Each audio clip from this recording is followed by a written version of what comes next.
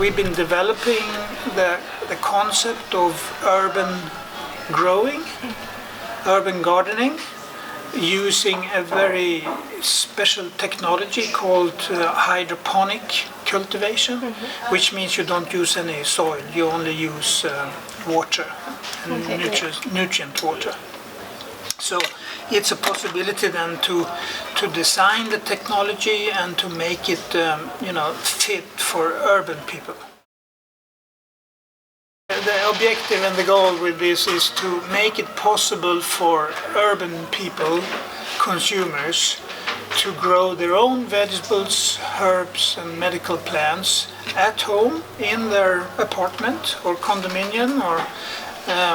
where it's limited space and they have no access to soil. So they can grow this on a balcony or in the kitchen or in the front of a window and produce their own vegetables and greens, which is going to grow very quickly and become very nutrient and very healthy, because with this particular technology the plants will accumulate a lot of vitamins. So instead of transporting from somewhere else, overseas, you do it at home. Yeah. And then also, if you want local companies, greenhouse companies, to set up bigger environments, bigger facilities for growing to restaurants, to sell to restaurants and things. So we are, at the moment, a modular system that caters for both consumers and for industry. Well, in the long term, I would be very, very happy if we could get this out on the commercial market, and if we can make it available for urban people around the world who cannot grow their own stuff today, and also, of course, if we can help in one way or another in situations like refugees camps and poverty fighting and transforming some part of the world to a better place for people to live in. I think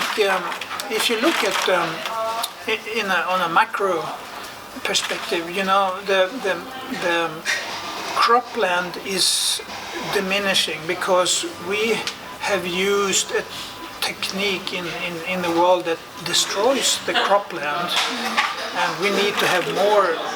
pesticides, herbicides and fertilizers, and that actually destroys the land. So in order to feed people around the world, we need to have other technologies like hydroponic technique, which is what we are doing with, to add and to make it possible to supply healthy vegetables and things like that to people around the world, and particularly for those who live in urban environments. So I believe that this is going to develop and become a big part of the future agriculture, and it's going to be a very common way for people, companies in big cities to grow vegetables instead of transporting it from miles away and complementing with the destroyed monocultural agriculture that we have in various places.